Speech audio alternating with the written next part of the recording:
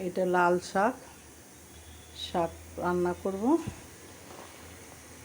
পেঁয়াজ কাঁচামরিচ দিয়ে দিলাম, কারণ শাকে একটু পেঁয়াজ কাঁচামরিচ রসুন না দিলে শাকটা খাইতে অতটা ভালো লাগে না।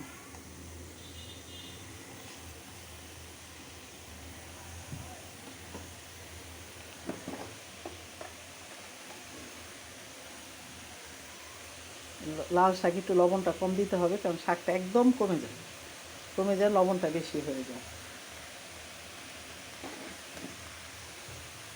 শাকটা রান্না করব।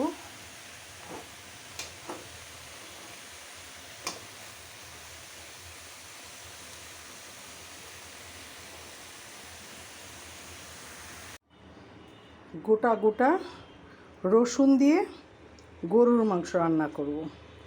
তেল গরম মশলা তেলটা করে নিলাম, গরম করে নিলাম। মাংসটা মাখানো ছিল, হলুদ মরিচ আদা রসুন দিয়ে দিলাম, কারণ গরুর মাংস মাখিয়ে দিলে ভালো লাগে খাইতে, রান্নাটা খুব সুস্বাদু হয়।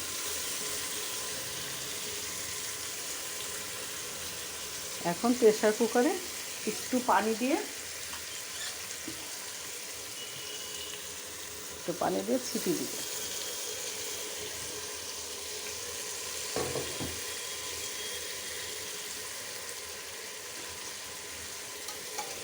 কারণ গোটা গোটা রসুন দিলে ভালো লাগে গরুর মাংসতে। রান্না করব অল্প অল্প করে নিয়ে কই মাছগুলি ভাজলাম, কারণ একসাথে অনেকগুলি কই দিলে তুলতে সমস্যা হয়। মাছগুলি ভুনা করব। একদম ফ্রাই প্যানটা যেন কেমন হয়ে গেছে।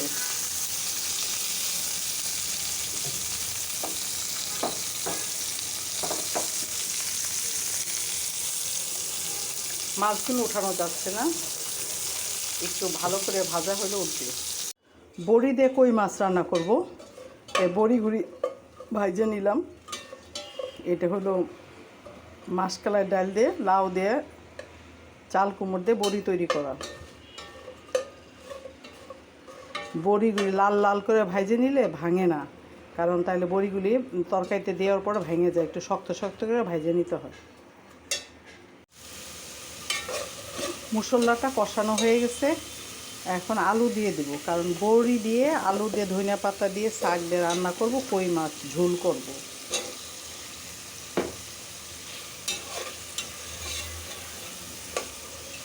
আলুটা ভালো করে মশলা দিয়ে কষায় নিলে তরকারিটা খুব খাইতে ভালো লাগে, ফ্লেভারটাও সুন্দর আসে। কারণ মশলা কষানোর উপরেই তরকারির মজাটা।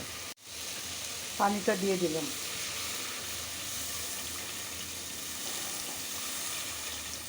একটু ঝোল করব।